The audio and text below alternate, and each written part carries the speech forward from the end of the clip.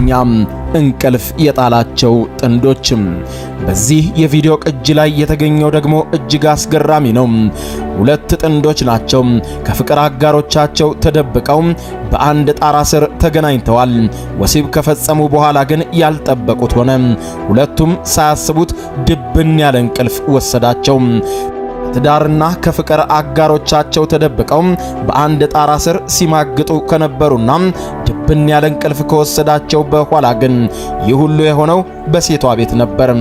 የሴቷ ፍቅረኛ ታዲያ ሀገራማን ብሎ ፍቅሩን ሊመለከት ወደ ቤት ሲመጣ በፍቅረኛው አልጋ ላይ ያልጠበቀውን ነገር አገኘ። ፍቅረኛውን ከሌላ ወንድ ጋር አልጋ ላይ ድብን ያለ እንቅልፍ ይዟታል። በሁኔታው እጅግ የተበሳጨው ፍቅረኛውም ሰዎቹን በካሜራ ቪዲዮ እየቀረጸ ፍቅረኛውን ሲሳደብና እየቀረጻት ያለውንም ቅጂ በመጠቀም ሕይወቷን እንደሚያበላሸው እየዛተ ሲያስፈራራት ቢቆይም እሷ ካሜራው ላይ በዝምታ ከመቅለጭለጭ ውጪ መልስ ባትሰጥም አብሯት የተገኘው ወንድ ግን በዚህ ሁሉ ንግግርና ብስጭት መሃል እንቅልፉን እንደተኛ አስመስሎ ሲቆይ ይታያል። ስምንተኛም ከሌላ ሰው ጋር ለቀጠሮ የወጣችው ሴት።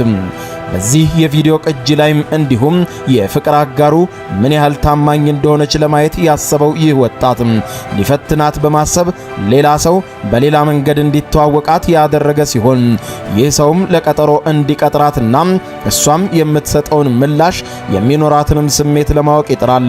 በዚህም መሰረት ከፍቅረኛዋ ውጪ አዲስ ሰው ለማግኘት አብራም ለመቀጠል በመወሰን በቀጠሮ ቦታ ከሌላ ወንድ ጋር የተገኘችውን ይህችን ሴት ያላሰበችው የገጠማት ሲሆን በመሃል የመጣው ፍቅረኛዋም በእጁ የነበረውን ነጭ ፈሳሽ ላይዋ ላይ ደፍቶ ካለፈ በኋላ በመጨበጥ ሁለቱንም ተያይዘው ጥለዋት ሄደዋል።